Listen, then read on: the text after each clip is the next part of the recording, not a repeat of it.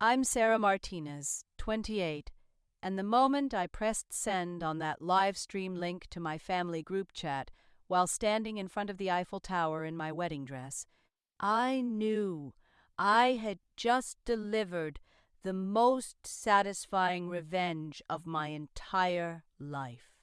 The notifications started flooding in immediately.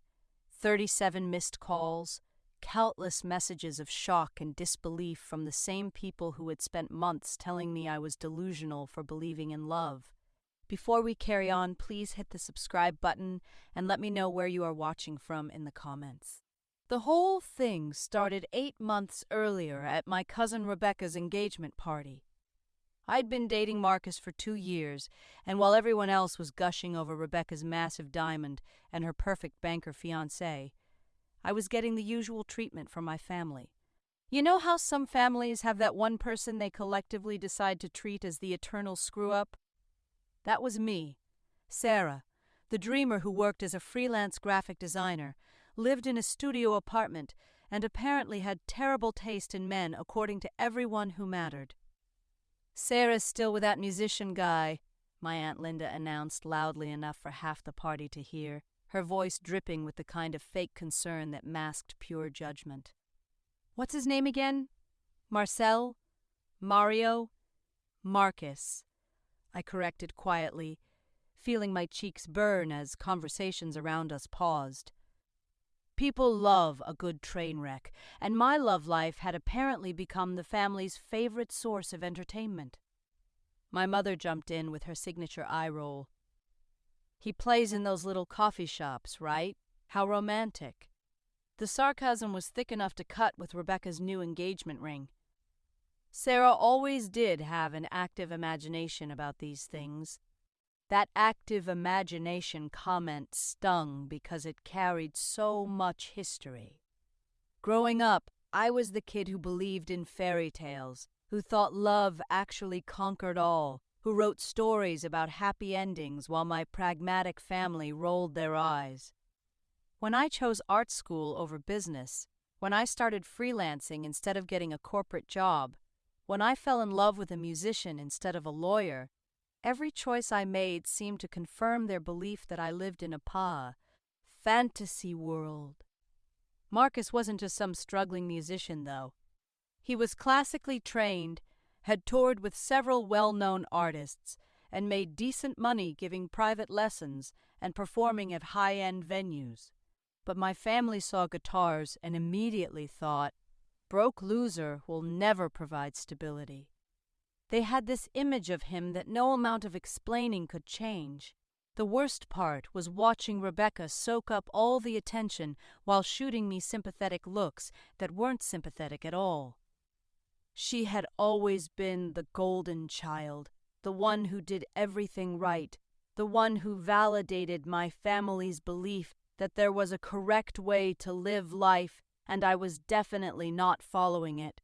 Her engagement to Bradley, complete with a proposal at a 5-star restaurant and a ring that cost more than my annual rent, was everything my family considered appropriate. "When are you going to bring Marcus around more often?" my dad asked, and I could tell by his tone that this was a setup. "We hardly know anything about him." The truth was, I had stopped bringing Marcus to family events because every interaction turned into an interrogation disguised as casual conversation. They would ask about his real job, make jokes about the stability of creative careers, and generally make him feel unwelcome while maintaining plausible deniability about their intentions. Marcus, being the gracious person he was, never complained, but I could see how uncomfortable these encounters made him. "He's busy with work," I said, which was true.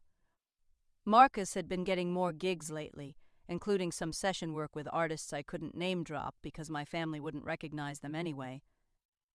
"Right, work," Uncle Pete chimed in with a chuckle that made my stomach clench. "Playing music isn't really work, though, is it? It's more like a hobby that occasionally pays." This was the moment I should have stood up for Marcus, should have explained that he worked harder than most people I knew, that he practiced for hours every day. that he had turned his passion into a legitimate career through pure dedication and talent.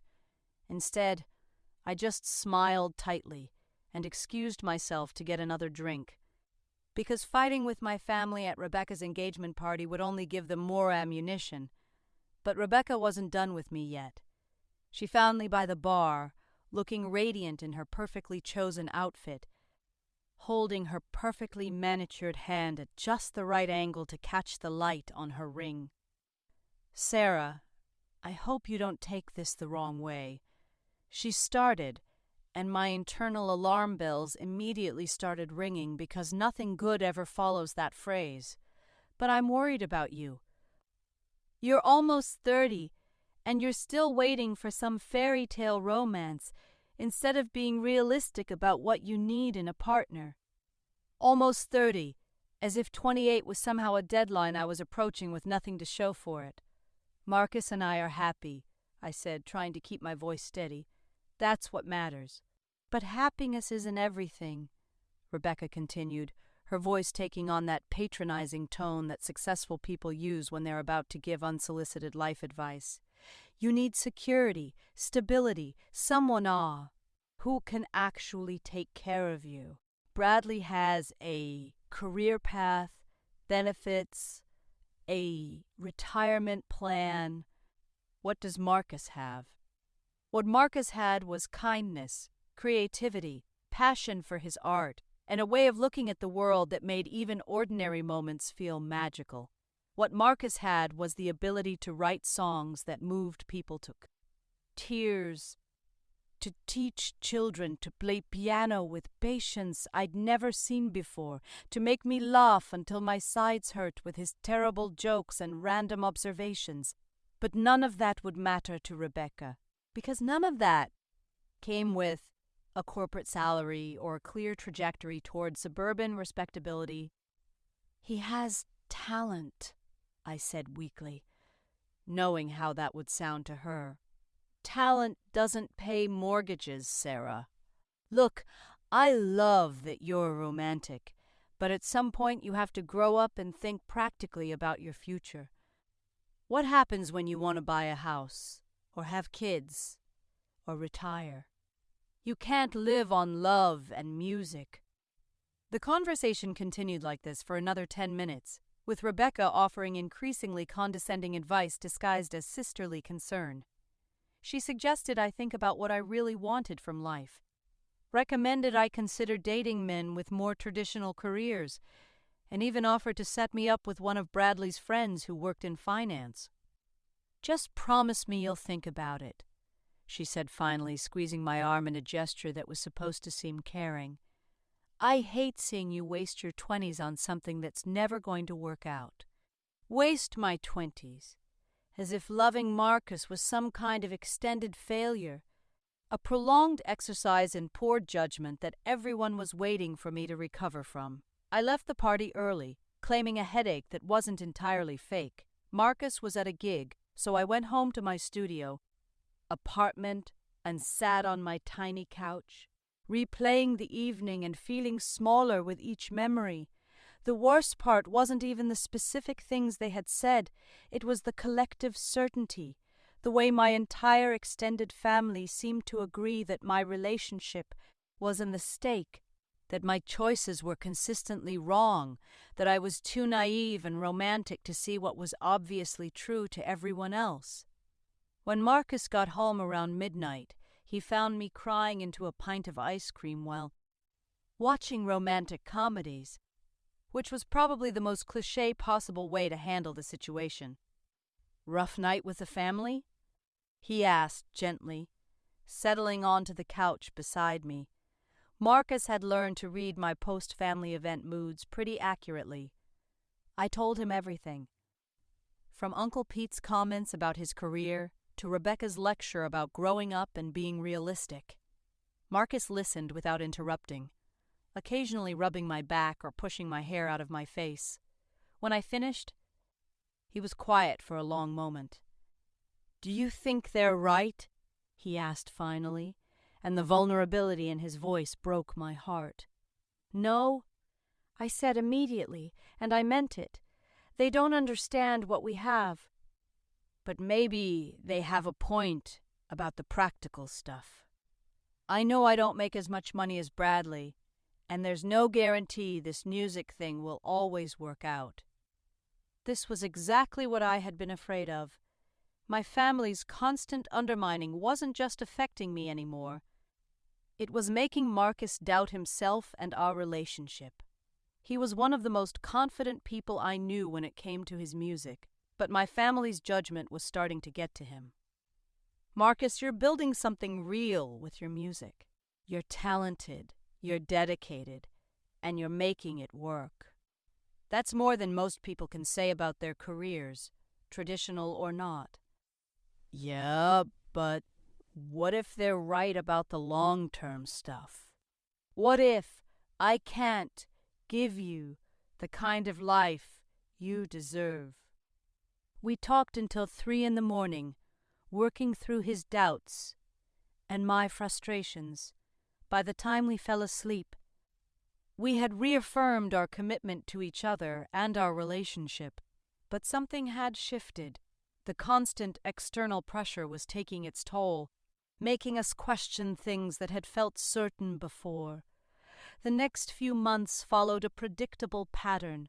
Family gatherings became exercises in endurance, with increasingly bold comments about my life choices. My mother started sending me job listings for more stable positions, despite the fact that my freelance work was actually going quite well. My father made jokes about how I was getting too old to play house with musicians. Rebecca continued offering unsolicited relationship advice, each conversation more condescending than the last.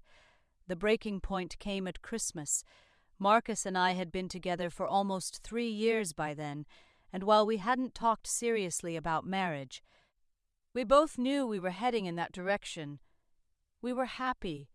Our relationship was solid, and my freelance business had grown to the point where I was making more money than several of my traditionally employed cousins. But none of that mattered to my family. At Christmas dinner, the topic somehow turned to my cousin Danny's recent promotion at his accounting firm, which naturally segued into a discussion of career stability and life planning. Before I knew it, I was once again the cautionary tale, the family member who chose passion over practicality and would inevitably learn her lesson the hard way. "Sarah's still doing her art thing," my Aunt Carol announced, as if my successful graphic design business was a cute hobby I'd eventually outgrow. "And Marcus is still playing music," added my uncle, with that same dismissive tone I'd been hearing for months. "You know, Sarah," my mother said, her voice taking on that particular tone that meant she was about to deliver what she considered hard truth. "At some point you're going to have to get serious about your life. You can't just drift forever, waiting for some magical solution to appear." Magical solution, as if love and happiness were childish fantasies instead of things worth pursuing. "I am serious about my life," I said, trying to keep my voice level. "I'm building a career I love. I'm in a relationship that makes me happy, and I'm not drifting. I'm choosing." "But what are you choosing, really?" Rebecca jumped in, her new married status apparently giving her even more authority to judge my life. "You're choosing uncertainty over security, fantasy over reality." "That's not mature, Sarah. That's just stubborn." "Fantasy over reality." The phrase hit me like a physical blow because it carried the weight of every dismissive comment, every rolled eye, every concerned conversation I'd endured for years. In their minds, my entire life was an elaborate delusion, a refusal to accept the harsh truths that everyone else had maturely embraced. "Maybe Sarah needs to experience some real consequences before she'll learn," my father said, not even bothering to lower his voice. "Some people have to learn the hard way." Marcus squeezed my hand under the table, and I could feel his tension matching mine. This wasn't just about career choices anymore. They were essentially saying they were waiting for my relationship to fail, for my business to collapse, for my life to fall apart so they could say they'd been right all along. That night, lying in bed in my childhood room while Marcus slept in the guest room because my parents still maintained their house rules about unmarried couples, I made a decision. I was done trying to prove myself to people who had already decided I was wrong about everything. I was done letting their disapproval affect my relationship and my self-worth. I was done caring what they thought about my choices. But I also realized something else. Their constant criticism had made me defensive about my relationship, focused on proving them wrong rather than simply enjoying what Marcus and I had together. In a way, their negativity had prevented me from fully embracing my own happiness. When we got back to the city, I had a long conversation with Marcus about where we saw our relationship going. We had been avoiding the marriage conversation partly because external pressure had made us both gun-shy about big commitments, but also because we had been so focused on defending what we had that we hadn't taken time to envision what we wanted to build together. "I love you," Marcus said simply. "I want to spend my life with you. I don't care what your family thinks about my career or our relationship. I care about what you think." I said, feeling something settle into place in my chest, that I want to marry you, not to prove anything to anyone else, but because you're the person I want to build a life with. Even if that life doesn't look like what your family thinks it should look like, especially then. Marcus proposed 2 weeks later, not with a massive ring or an elaborate public display, but with a beautiful vintage ring he had found at an estate sale and a speech about how he wanted to create our own definition of success and happiness. It wasn't the kind of proposal my family would have approved of. There was no fancy restaurant or coordinated photo shoot, but it was perfect for us. We decided to keep the engagement quiet for a while, not because we were ashamed or uncertain, but because we wanted to enjoy this phase without external commentary. We spent weeks planning our future, talking about everything from career goals to travel dreams to the kind of home we wanted to create together. The problem was, keeping secrets from my family proved impossible. My mother had an uncanny ability to detect when something was different about my life, and she started asking probing questions about why I seemed so happy lately. When I continued deflecting, she enlisted Rebecca to interrogate me during our monthly coffee meetup.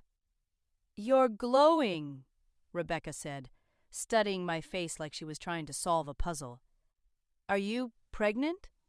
"No, definitely not pregnant." "New client? Did you land some big project?" "Work's going well, but nothing dramatic." "It's something with Marcus, isn't it? You have that look people get when they quote. Think they're in love. Think they're in love." Even my happiness was apparently suspect. "Marcus and I are good," I said carefully. "Good how?" "Sarah, you're being weird about this. Just tell me what's going on." I almost caved and told her about the engagement, but something stopped me. Maybe it was the way she had phrased it, "You think you're in love," with that patronizing undertone. Maybe it was the memory of all the previous conversations about my poor judgment and unrealistic expectations. Or maybe I just wasn't ready to watch her dissect my engagement the same way she had analyzed every other aspect of my relationship. "Nothing's going on," I said. "I'm just happy." "Happy about what, though?" The interrogation continued for another 20 minutes, with Rebecca growing increasingly frustrated by my evasiveness. Finally, she leaned back in her chair and gave me the look that meant she was about to deliver unwelcome truth. "Sarah, I'm worried that you're setting yourself up for disappointment again. You get these ideas about Marcus, about your relationship, and you build them up in your head until they become these grand romantic fantasies. Then reality hits and you're crushed again. As if my entire romantic history was a series of delusional episodes. What if this time it's not a fantasy? I asked. What if Marcus and I actually have something real? Then I'll be thrilled for you, Rebecca said, that her tone suggested she considered this possibility remote at best. I just don't want to see you get hurt when things don't work out the way you're imagining. When things don't work out. Not if, but when.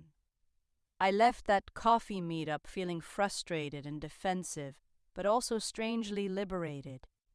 Rebecca's automatic assumption that my happiness was delusional, that my relationship was headed for inevitable failure, crystallized something I had been feeling for months. My family wasn't just skeptical about my choices, they were actively rooting against them. They wanted to be right about my poor judgment more than they wanted me to be happy. That evening I told Marcus about the conversation, and we made another decision together.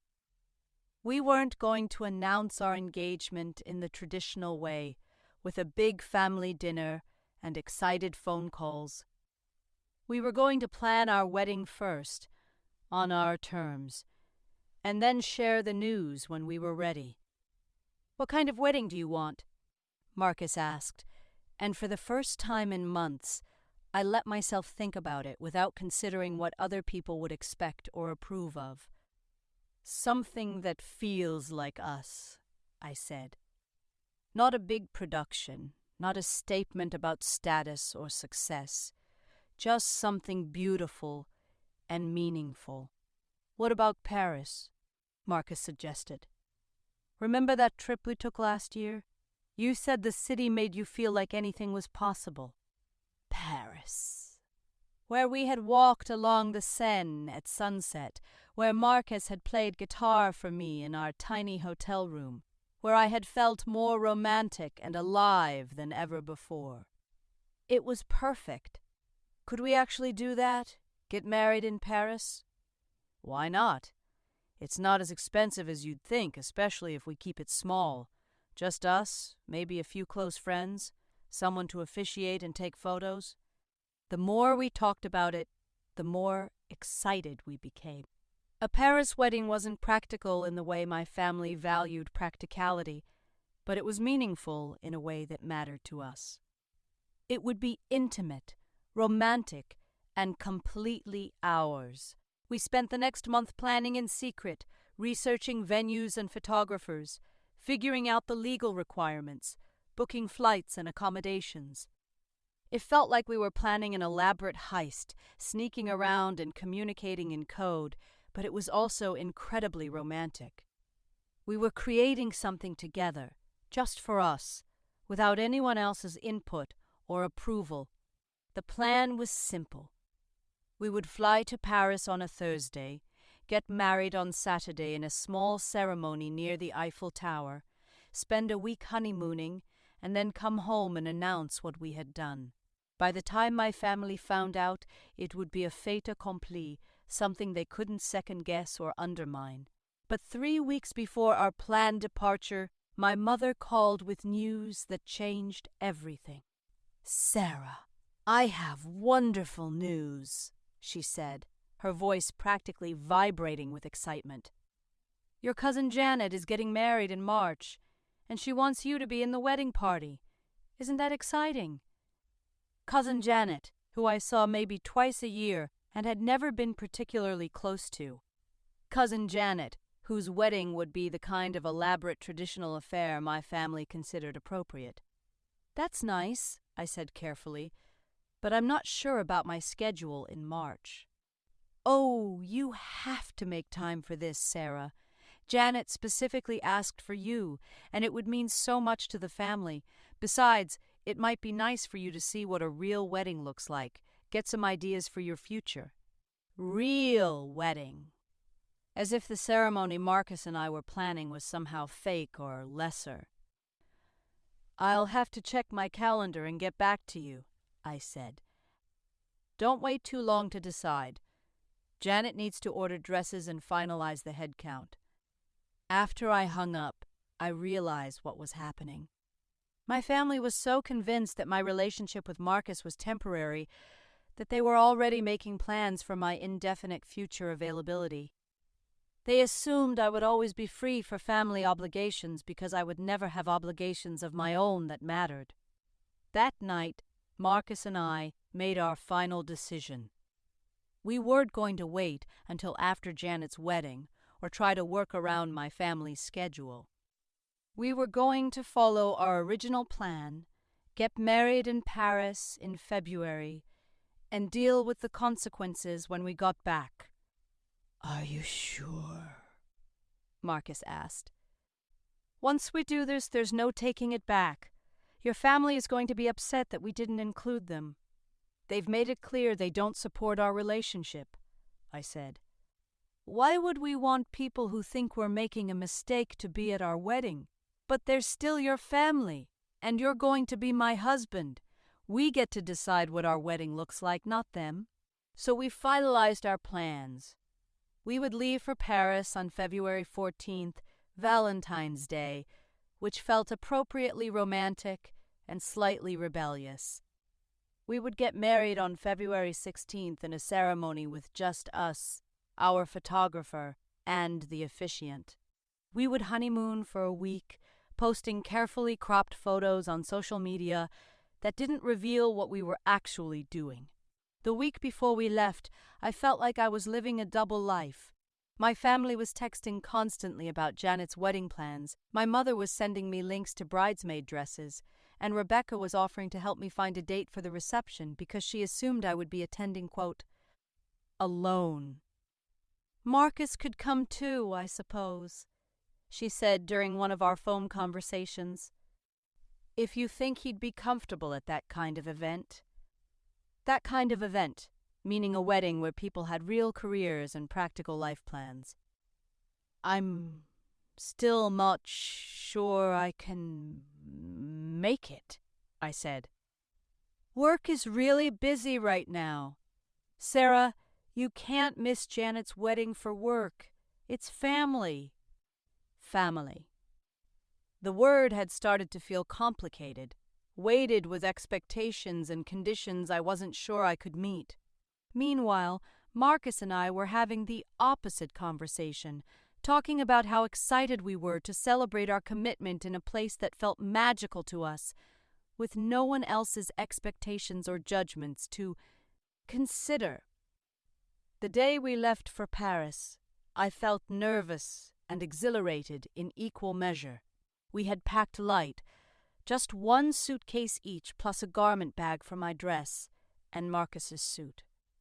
I had found my wedding dress at a vintage shop, a simple but elegant 50s-style design that felt romantic without being over the top.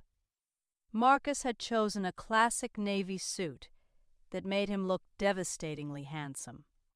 On the plane, I kept thinking about what we were about to do. In 48 hours, I would be married to the man I loved, in one of the most beautiful cities in the world, in a ceremony that reflected who we actually were instead of who other people thought we should be. "Any second thoughts?" Marcus asked, taking my hand as we reached cruising altitude. "Only about not doing this sooner," I said, and I meant it. Paris, in February, was cold but beautiful, with clear skies and that particular quality of light that makes everything look like a painting. We spent our first day walking around the city, revisiting places we had been together before and discovering new ones. Everything felt heightened, more significant, because we knew what was coming. The day before our wedding, we had a rehearsal of sorts, walking through the logistics with our photographer and officiant, making sure we knew where everyone would stand and when. It was surreal, planning these practical details for something so intensely personal. That evening we had dinner at a small restaurant near our hotel, and I felt this incredible sense of peace settling over me. This was right. This was what I wanted.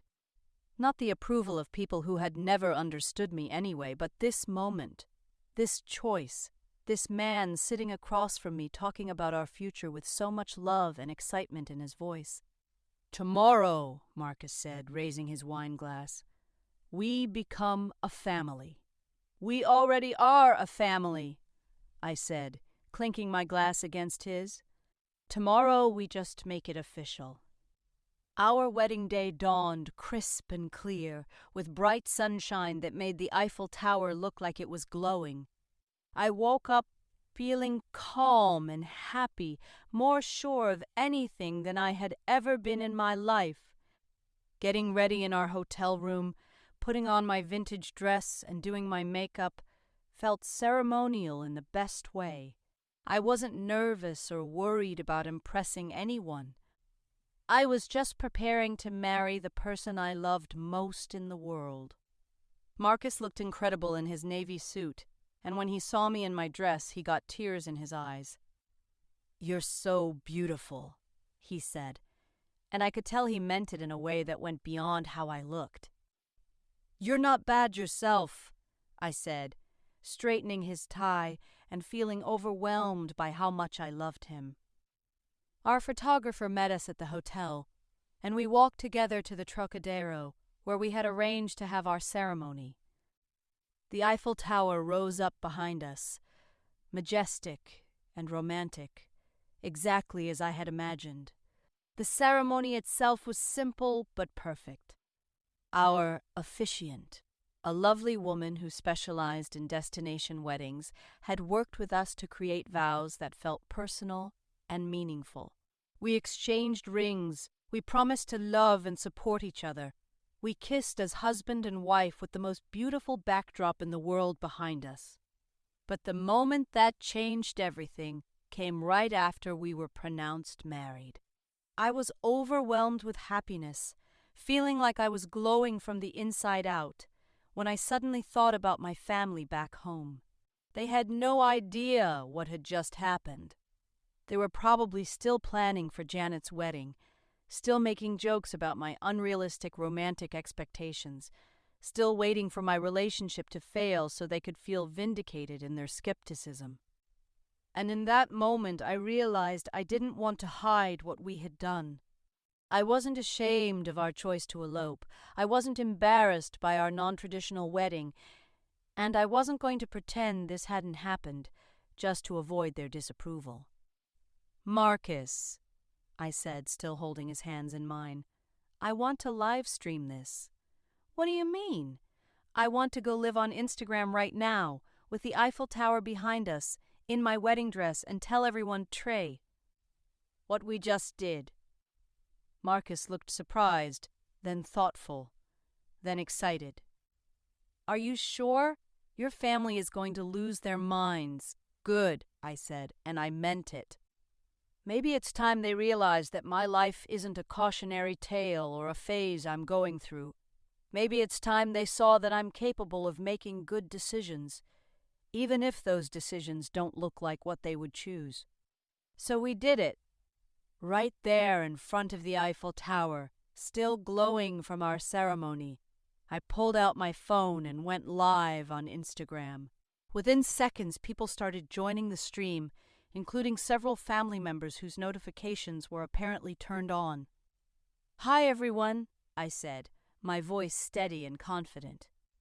"I'm Sarah Martinez, calling to you live from Paris, where I just married the love of my life."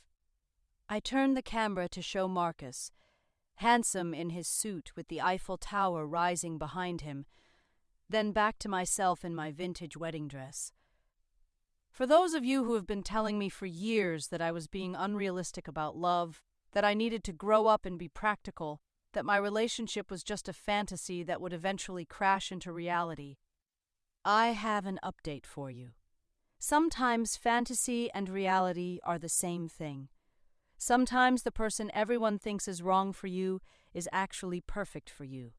Sometimes choosing love over security turns out to be the most Secure choice you can make. My phone was buzzing constantly with notifications, comments flooding in faster than I could read them. I could see my mother's name, Rebecca's name, various aunts and uncles and cousins, all trying to process what they were seeing. Marcus and I didn't elope because we were trying to exclude anyone or make some kind of statement, I continued. We chose to get married in Paris because this city represents everything we love about our relationship: the romance, the adventure, the willingness to choose beauty and meaning over conventional expectations. Marcus stepped closer to me, putting his arm around my waist, and I could feel his support and love anchoring me. We chose to do this without a big announcement or traditional engagement party because, frankly, we were tired of having our relationship analyzed and criticized by people who never took the time to understand what we actually have together. The comments were wild now, a mix of congratulations from friends and shocked reactions from family members. I could see Rebecca's comment, "Sarah, what is happening?" and my mother's increasingly frantic messages asking me to call her immediately. To everyone who has been waiting for my relationship to fail so you could feel vindicated in your skepticism, I'm sorry to disappoint you.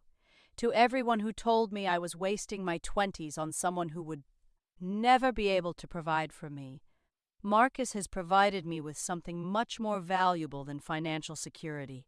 He's provided me with partnership, support, laughter, and a love that makes me want to be the best version of myself. I paused, looking directly into the camera, thinking about all the conversations and arguments and concerned lectures that had led to this moment. To my family specifically, who I know are watching this, and probably having collective heart attacks right now, I love you all, but I'm done living my life according to your expectations. I'm done defending choices that make me happy just because they don't make sense to you. I'm done pretending that your version of success is the only valid one. Marcus squeezed my waist, and I looked up at him, this man who had just become my husband, who supported my dreams and shared my values and made me laugh every single day. We're going to be in Paris for another week, honeymooning and celebrating the beginning of our marriage. When we get back, we'll be happy to talk to anyone who wants to congratulate us and support our happiness. But we're done explaining or justifying our choices to people who have already decided we're wrong. I looked back at the camera one more time, feeling more confident and self-assured than I had in years. From Paris, with love, this is Sarah Martinez. No, Sarah Chen now, signing off from the best day of my life. I ended the live stream and immediately turned off my phone, not wanting to deal with the inevitable flood of calls and messages. We had a honeymoon to start, and I wasn't going to let my family's reactions overshadow the magic of what we had just done. Marcus pulled me into his arms, spinning me around right there in front of the Eiffel Tower, both of us laughing and crying and feeling overwhelmed by how perfect everything was. "I love you, Mrs. Chen," he said, and hearing my new name made me feel like I was going to burst with happiness. "I love you too, Mr. Chen," I said back, and I love that we did this exactly the way we wanted to. We spent the rest of that day exploring Paris as newlyweds, taking photos and making memories and feeling like we were living in our own romantic movie. Every moment felt heightened and special.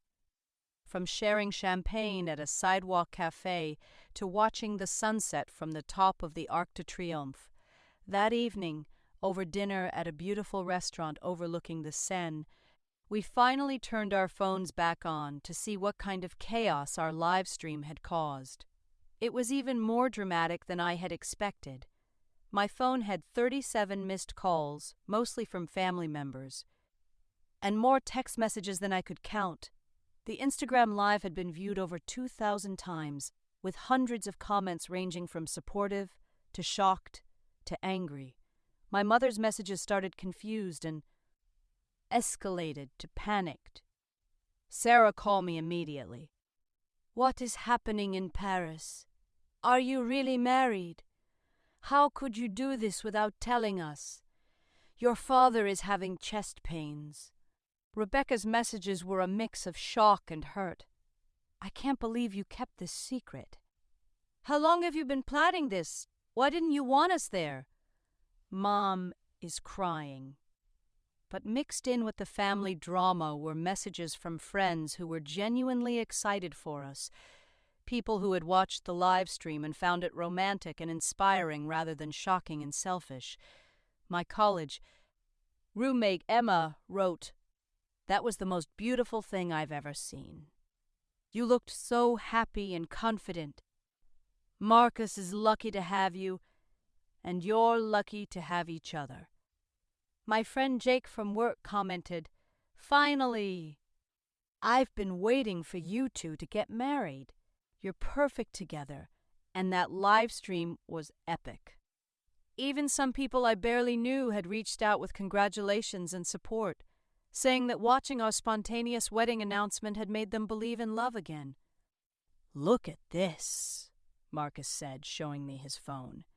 "My mom texted saying she's thrilled for us and can't wait to celebrate when we get back." Marcus's family had always been more supportive of our relationship, but it was still nice to see their immediate acceptance and excitement about our marriage. "And my sister wants to throw us a party," he continued. "She says what we did was romantic and brave." I felt a pang of sadness reading through my family's messages, seeing how hurt and confused they were. Part of me had hoped that seeing how happy we were would make them reconsider their attitude toward our relationship. But instead, they seemed focused on feeling excluded and blindsided. "Do you regret it?" Marcus asked gently. "The way we told them?" I thought about it carefully, considering whether I could have handled the situation differently, whether there was a way to have gotten married without causing so much family drama. "No," I said finally. "I regret that they couldn't be happy for us, but I don't regret doing what felt right for us. We tried for years to get their approval and support, and it never worked. At least this way, we got to start our marriage on our own terms." We decided not to respond to any of the messages that night. We were on our honeymoon in the most romantic city in the world, and we weren't going to spend it managing other people's reactions to our happiness. The next few days in Paris were absolute perfection. We visited museums and walked along the Seine, ate incredible food and made love in our beautiful hotel room, explored neighborhoods and discovered hidden gems. Every moment felt precious and significant, marked by the knowledge that we were newlyweds experiencing everything together for the first time as a married couple. We also spent time talking about our future, about the kind of life we wanted to build together now that we were officially committed. Marcus had been offered a teaching position at a prestigious music school, and I had several potential clients interested in long-term contracts. Our careers were actually more stable and promising than they had been when we first got together, but my family had been so invested in their narrative about our impracticality that they hadn't noticed. "When we get back," Marcus said as we sat in a cafe watching people walk by, "do you want to have some kind of reception or celebration for people who couldn't be here?" "Maybe," I said, "for the people who are genuinely happy for us. But I'm done trying to win over people who don't want to be won over." "What about your family, though? They're hurt, but they love you." "I know they love me," I said, "but love isn't enough if it comes with constant criticism and the expectation that I'll eventually admit they were right about my poor judgment. They love the version of me they want me to be, not the person I actually am." Marcus nodded thoughtfully. "Maybe some distance will help. Give everyone time to process what happened." "Maybe," I agreed, "but I'm not going to apologize for being happy or for making choices that work for us." On our last full day in Paris, we decided to visit the same cafe where we had sat during our first trip to the city, the place where we had first started talking seriously about our future together. It felt symbolic, coming back as newlyweds to the spot where our relationship had deepened into something permanent. As we sat there sharing a bottle of wine and watching the late afternoon light turn everything golden.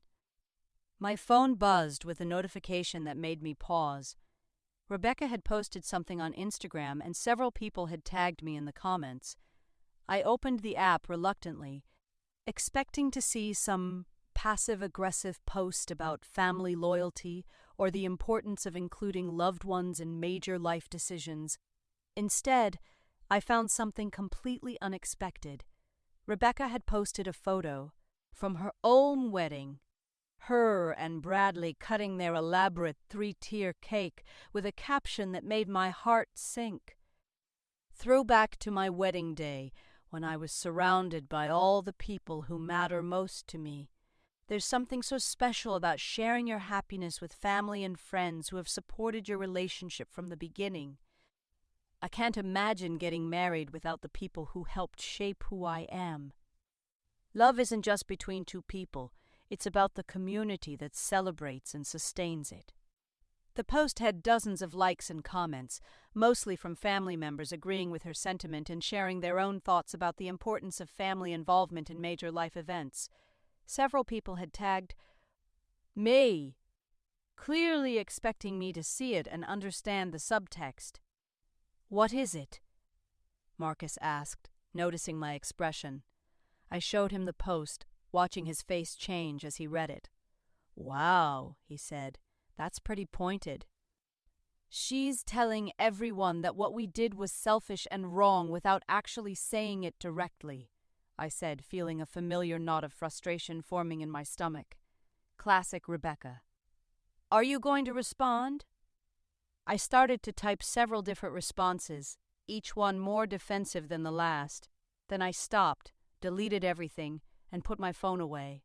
"No," I said, "I'm not going to justify our choices to people by who have already decided we're wrong.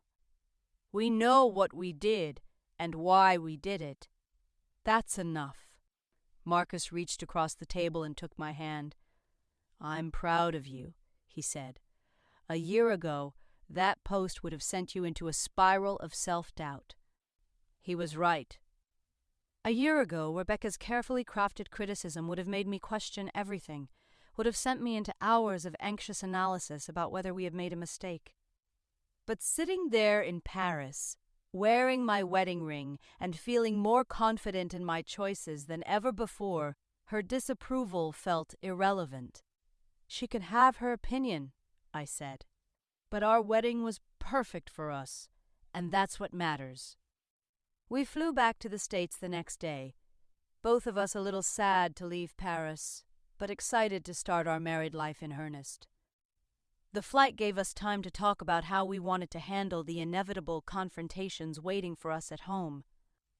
"I think we should be honest about why we eloped," Marcus said. "Not to hurt anyone's feelings, but to explain that we needed to do this in a way that felt authentic to us. And if they can't understand that, then that's their choice. We can't control how other people react to our happiness."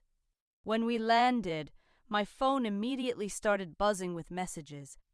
My mother had texted that she wanted to see us as soon as possible. Rebecca had sent a long message about how hurt she was that I hadn't confided in her.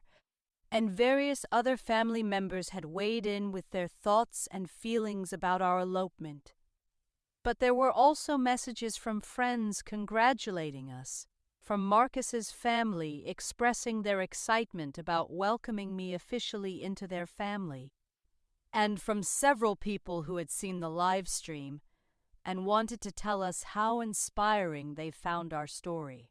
We decided to go to our apartment first to decompress and figure out how to handle everything. Walking into our space as a married couple felt strange and wonderful, like everything looked the same but somehow completely different. "Home," Marcus said, dropping our suitcases and pulling me into his arms. "Home," I agreed, feeling a sense of peace settle over me. We unpacked and ordered takeout and spent the evening going through all the messages and comments from our week away. The responses were more polarized than I had expected. People either thought what we had done was romantic and brave, or they thought it was selfish and inconsiderate. There didn't seem to be much middle ground. My friend Sarah from college had written a long email about how watching our live stream had inspired her to stop waiting for other people's approval before pursuing her own dreams. My coworker Jenny had sent a beautiful message about how obvious it was that Marcus and I were meant to be together. Even my high school English teacher, who somehow found out through social media, had reached out to say that she always knew I would find a way to write my own love story. But the family messages were harder to read. My Aunt Linda had sent a dissertation about how disappointed she was in my selfishness. My cousin Danny had written that he couldn't believe I would hurt my parents like this. Even my grandmother, who I thought might understand, had left a voicemail saying she was confused about why I would want to get married without my family present. "It's like they think we got married at them instead of for us," I said to Marcus as we read through everything. "Maybe we should talk to your parents," he suggested. "Just the four of us. Try to explain where we were coming from. Are you ready for that conversation?" "I think so. Are you?" I wasn't sure I was ready, but I knew it was necessary. My parents had been calling and texting for days, and avoiding them indefinitely wasn't a realistic option. We arranged to meet them for dinner the next evening at a neutral restaurant, somewhere public where hopefully everyone would stay relatively calm. I spent the entire day feeling nervous, trying to prepare for questions I couldn't predict and criticisms I wasn't sure how to handle. My parents arrived at the restaurant looking strained and uncomfortable, like they weren't sure whether to hug us or lecture us. My mother kept staring at my wedding ring, as if she still couldn't quite believe it was real. "So," my father said after we had ordered, his tone carefully neutral, "you're married." "We are," I said, taking Marcus's hand under the table for support. "In Paris," my mother added, and I could hear years of accumulated frustration in those two words. "Yes, in Paris. It was beautiful." "I'm sure it was," she said. "But Sarah, how could you not tell us? How could you plan something this important and not include your own family?" This was the conversation I had been dreading, but also the one I had been preparing for. I took a deep breath and tried to speak from a place of honesty rather than defensiveness. "Mom, for the past 3 years, every time Marcus and I have been around the family, our relationship has been criticized, analyzed, and dismissed. Everyone has made it clear that they think I'm making a mistake, that Marcus isn't right for me, that I'm being unrealistic about love and life." "We were just concerned," my father said. "We want what's best for you. But what's best for me isn't necessarily what looks best to you," I replied. "Marcus and I are happy together. We support each other. We share the same values. We want the same kind of life. That should be enough." "But marriage is about more than just being happy," my mother said. "It's about stability, compatibility, building a future together." "We are building a future together," Marcus said quietly. "We have been for years. We both have careers we love. We've been living together successfully. We talk about everything from finances to children to retirement. We didn't get married on a whim." "Then why couldn't you include us?" my mother asked, and I could hear real hurt in her voice now, not just anger. This was the hardest part to explain, because the truth was going to be painful for them to hear. Because every conversation we've had about our relationship has been about what's wrong with it, I said gently. Every family gathering has included comments about Marcus's career, jokes about my romantic expectations, predictions about when things would fall apart. We couldn't celebrate our commitment with people who don't believe in it. My parents exchanged a look that I couldn't quite read. "We never said we didn't believe in your relationship," my father said. "Dad." Uncle Pete literally said that Marcus's career wasn't a real job. Rebecca spent 20 minutes at Christmas explaining why I needed to be more realistic about what I want in a partner. Aunt Linda has been making jokes about my poor judgment for years. When was the last time anyone in our family said anything positive about Marcus or our relationship? The silence that followed was answer enough. "We just wanted you to think carefully about your future," my mother said finally. I did think carefully. For 3 years, and I decided that Marcus is the person I want to spend my life with. That should have been cause for celebration, not concern. "But getting married in secret, Sarah," my father said. "That's not like you." "Actually, it's exactly like me," I said. "I've always been the one who chooses the unconventional path, who follows my heart instead of conventional wisdom. The only difference is that this time, I stopped asking for permission." We talked for another hour, going in circles around the same basic issues. My parents were hurt that we had excluded them, I was hurt that they had never supported us, and neither side seemed able to fully understand the other's perspective.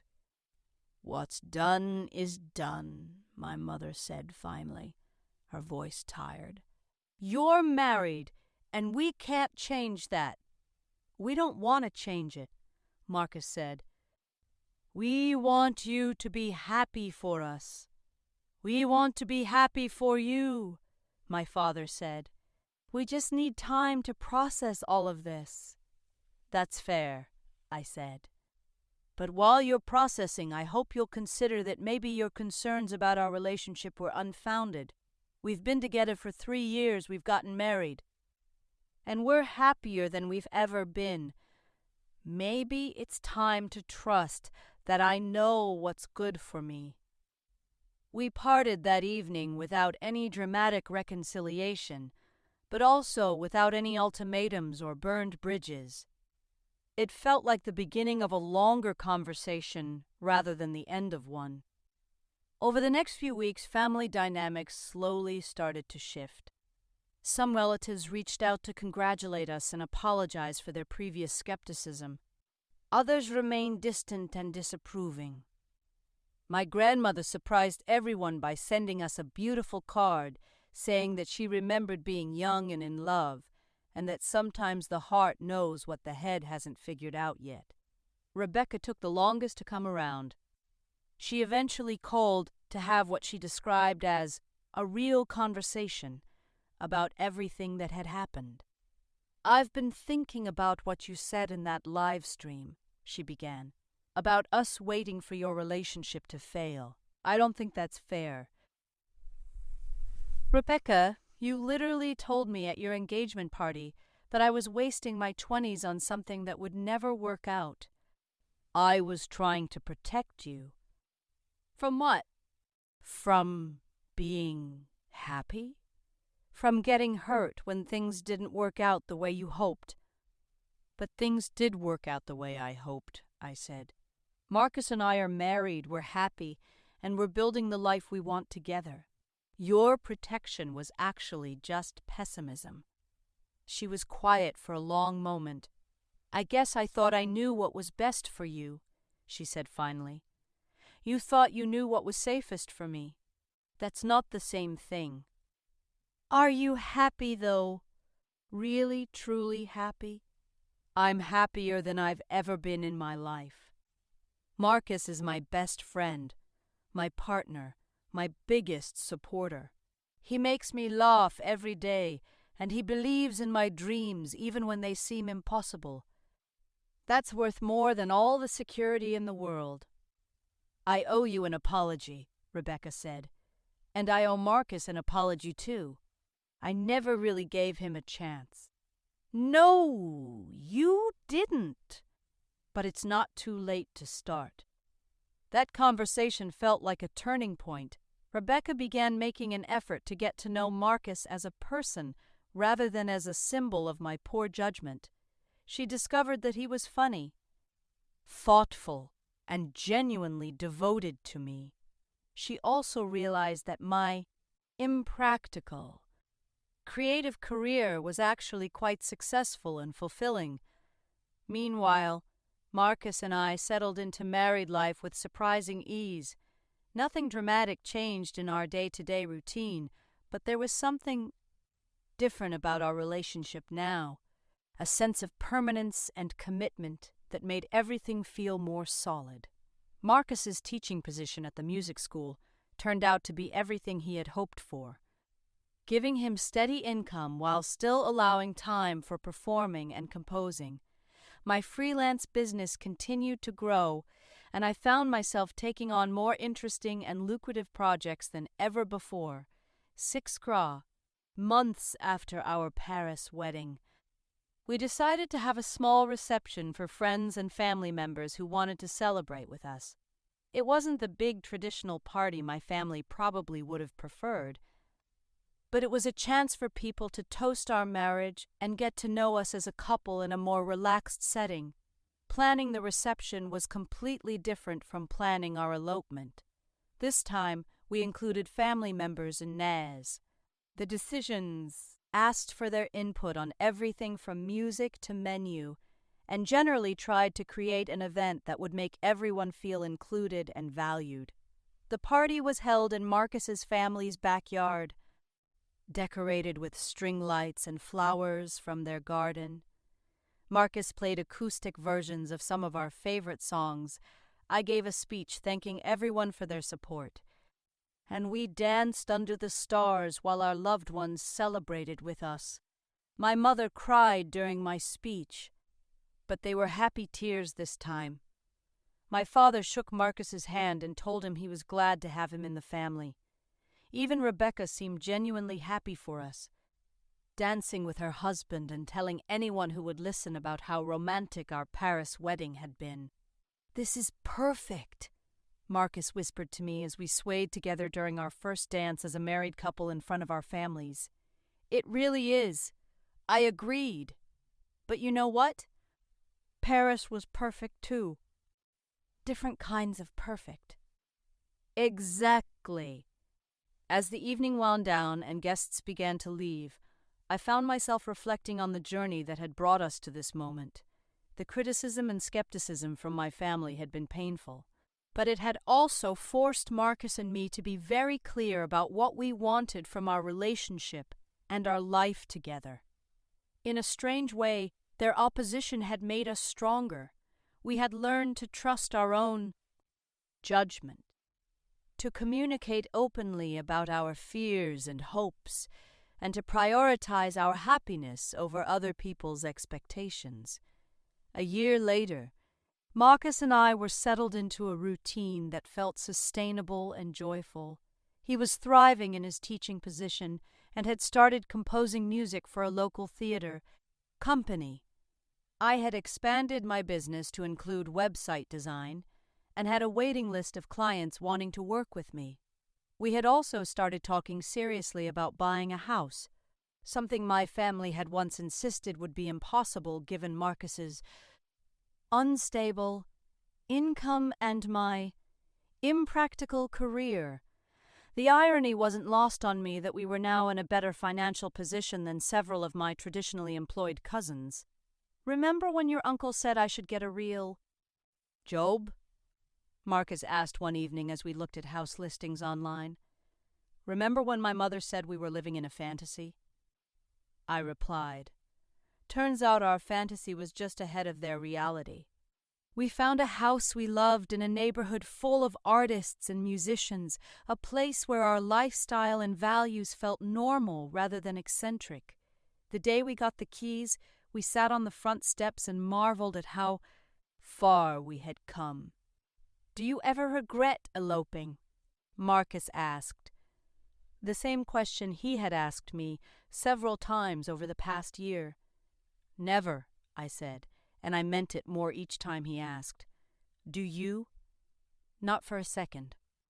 That day in Paris, broadcasting our happiness to the world, that was us claiming our life together. Everything good that's happened since then started with that moment. Looking back now, I can see that our Paris elopement wasn't really about excluding my family or making a statement about their disapproval. It was about choosing to start our marriage from a place of joy and confidence rather than defensiveness and compromise.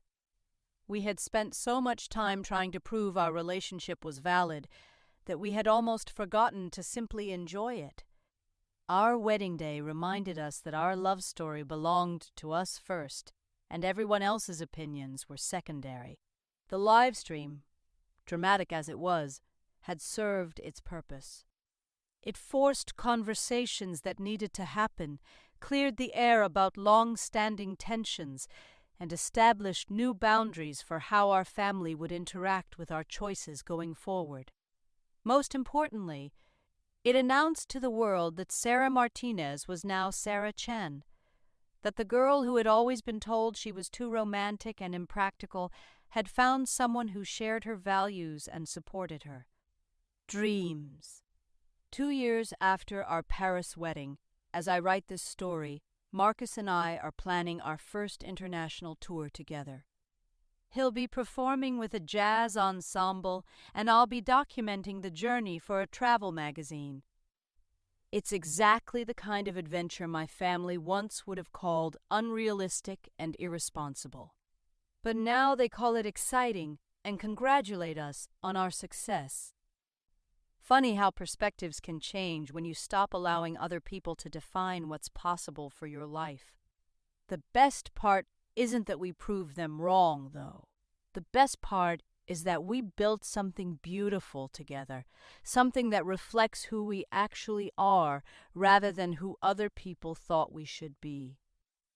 Every time I look at our wedding photos, Marcus and me laughing in front of the Eiffel Tower, I remember the feeling of absolute certainty I had that day. We were exactly where we belonged, doing exactly what felt right, surrounded by the magic of a city that celebrates love in all its forms. That's the thing about following your heart, even when everyone else thinks you're making a mistake. Sometimes, especially when everyone else thinks you're making a mistake, you end up creating something more beautiful than anyone imagined possible.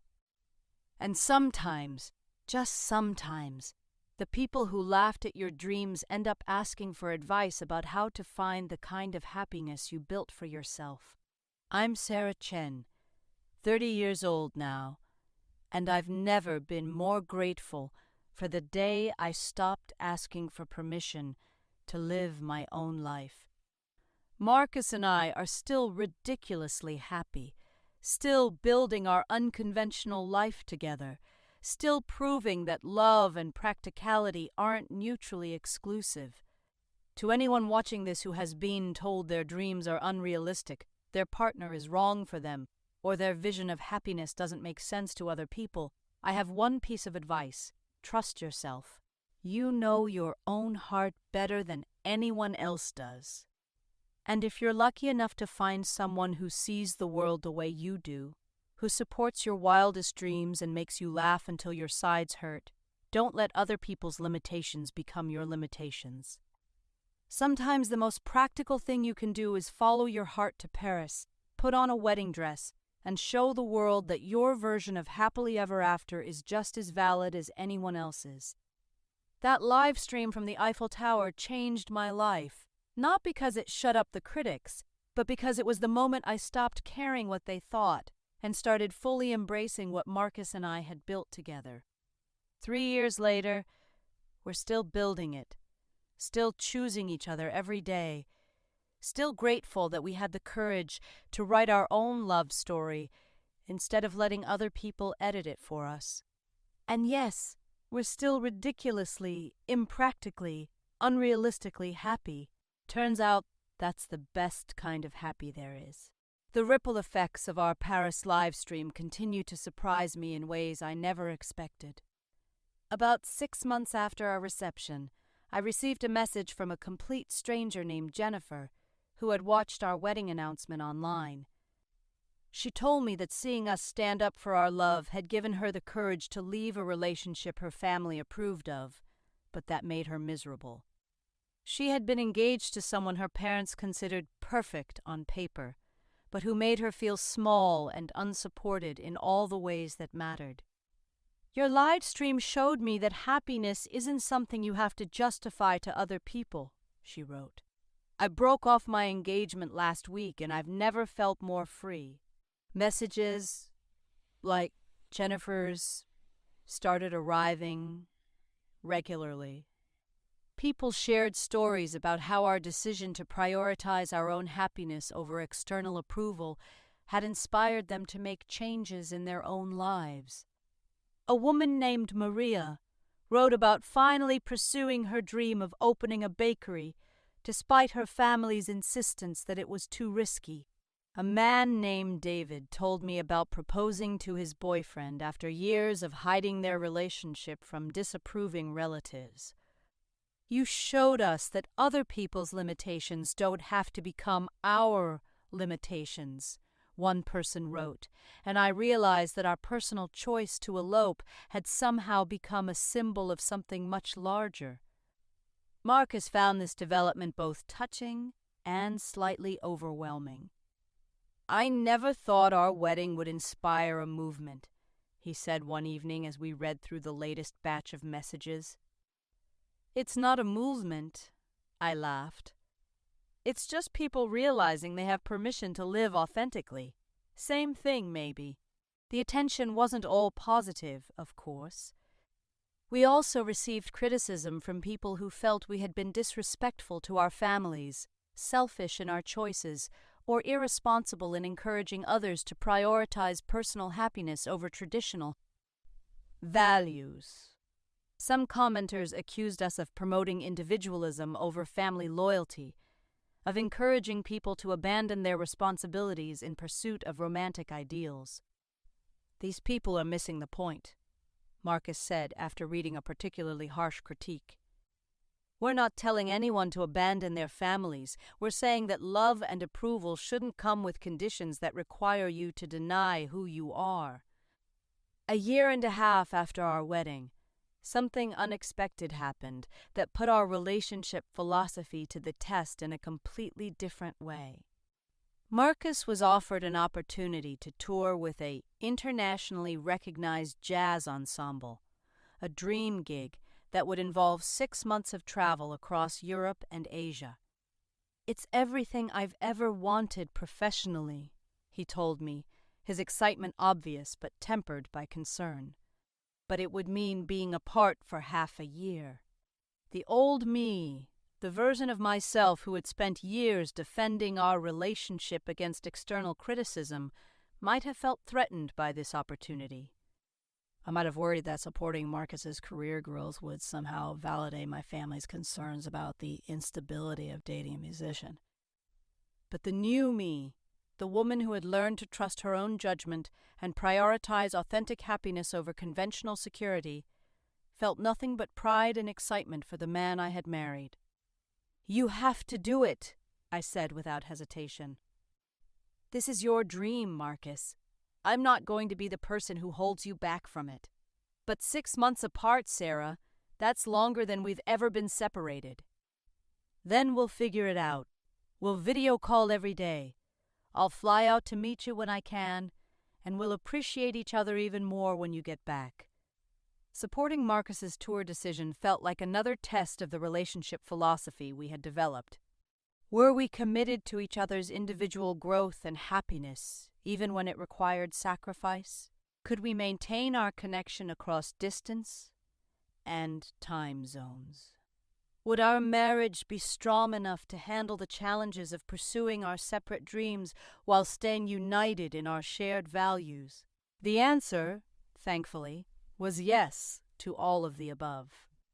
Marcus's tour was incredible for his career, establishing him as a serious musician on the international stage and opening doors he had never imagined possible. Meanwhile, I used the time alone to expand my business in new directions, taking on a project to rebrand a nonprofit organization and launching a workshop series for other freelance designers. We talked every single day, sharing the details of our separate adventures while maintaining the emotional intimacy that had always been the foundation of our relationship. I flew out to meet him in Barcelona and Rome, turning business trips into mini reunions that reminded us both why we had chosen each other in the first place. "I love that you encouraged me to take this opportunity," Marcus said during one of our video calls from Tokyo. "A lot of partners would have asked me to choose between the tour and the relationship. I love that you trusted me enough to pursue it," I replied. "A lot of people would have assumed that supporting your dreams meant I didn't value our marriage." When Marcus returned from the tour, we were both changed by the experience. He was more confident in his abilities and clearer about his professional goals. I was more independent and secure in my own identity outside of our relationship. Rather than growing apart during our time separated, we had somehow grown together in new ways. "We're not the same people who got married in Paris," Marcus observed one evening as we cooked dinner together in our kitchen, both of us marveling at how natural it felt to fall back into our shared routine. "No, we're better," I agreed. "We're two whole people who choose to be together, rather than two half people who need each other to feel complete." This evolution in our relationship coincided with continued changes in my family dynamics. My mother had started asking my advice about creative projects, recognizing that my artistic background gave me insights she valued. My father had begun referring to Marcus as our son-in-law, with genuine pride rather than resignation. Even Rebecca had started following my business Instagram account and sharing my posts with her friends. The transformation wasn't complete or universal. Some relatives remained skeptical of our unconventional choices, and family gatherings could still include subtle digs about the uncertainty of creative careers or the challenges of maintaining a marriage without traditional stability markers. But the difference was that these comments no longer had power over me.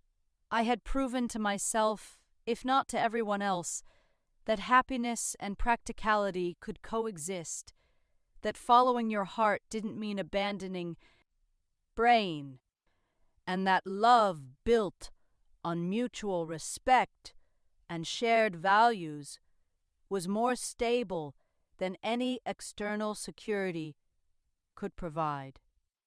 2.5 years after our Paris wedding, Marcus and I faced our biggest challenge yet when I was diagnosed with a chronic illness that would require ongoing management and significant lifestyle adjustments. The diagnosis came after months of mysterious symptoms that doctors had struggled to identify, a period of uncertainty that tested our communication skills and emotional resilience in ways we hadn't anticipated. "This changes everything," I said the night we got the final diagnosis, sitting in our living room and trying to process what this would mean for our future plans. "It changes some things," Marcus corrected gently. "It doesn't change us." His response in those first difficult weeks reminded me why I had fallen in love with him in the first place. While I wrestled with fears about my health, our finances, and the impact this would have on our carefully planned dreams, Marcus simply focused on how we could adapt and move forward together. "Remember what you told me when I was considering the tour?" he said one evening as we researched treatment options and insurance coverage. "You said we would figure it out because that's what people who love each other do. This is different, though. This is permanent. So is our marriage. So is our commitment to supporting each other through whatever life brings us." Managing my health condition required the kind of practical planning and long-term thinking that my family had always insisted was missing from our relationship. We had to research doctors and treatments, adjust our budget to accommodate medical expenses, and modify our travel plans to ensure I had access to proper care. But rather than struggling with these practical considerations, Marcus and I found ourselves working together smoothly and efficiently. Years of building a partnership based on honest communication and shared decision-making had prepared us for exactly this kind of challenge. You know what's ironic? I said to Marcus one evening as we organized my medication schedule and updated our emergency contact information. We're handling this health crisis with more practical planning and emotional maturity than most couples manage for everyday decisions. Maybe that's because we've always treated our relationship like something worth protecting and nurturing, he replied. We learned early that love requires both emotion and strategy. My family's response to my diagnosis was another revelation. The same relatives who had once questioned our stability, preparation rallied around us with practical support and emotional encouragement. My mother brought meals during my difficult weeks.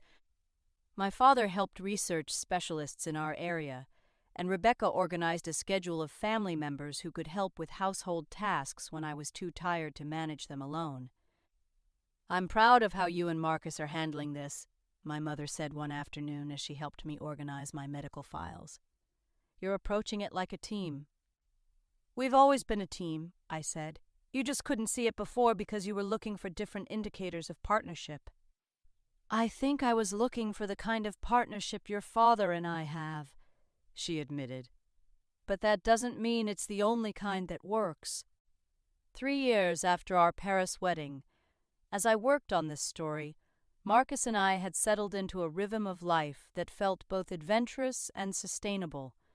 His music career had evolved to include teaching, performing, and composing, creating multiple income streams that provided both financial stability and creative fulfillment. My design business had grown to include a small team of contractors, allowing me to take on larger projects while managing my health condition effectively. We had also started talking seriously about having children, a conversation that brought up new considerations about our lifestyle choices and long-term planning. But instead of approaching parenthood with anxiety about whether we were prepared enough or stable enough, we found ourselves excited about the prospect of raising children who would grow up seeing creativity and authenticity as normal parts of adult life. I want our kids to see that there are many different ways to build a successful life, Marcus said one evening as we walked through our neighborhood, pointing out the families who had created their own versions of happiness. Stability. I want them to know that love and support look different in every relationship, I added, and that they should trust their own judgment about what works for them. Our Paris livestream had become something of a legend in our social circle, referenced whenever friends were struggling with family pressure or external expectations about their life choices. We had become the couple people called when they needed encouragement to pursue unconventional paths or stand up for relationships that didn't fit traditional molds. You've become relationship counselors, our friend Emma pointed out at a dinner party celebrating another couple's engagement. People see you two as proof that following your heart can actually work out. We're not proof of anything universal, I said. We're just proof that our specific choices worked for our specific situation. Everyone has to figure out their own version. But that's exactly the point, the newly engaged friend said. You showed us that we get to figure out our own version, that we don't have to follow someone else's blueprint for happiness.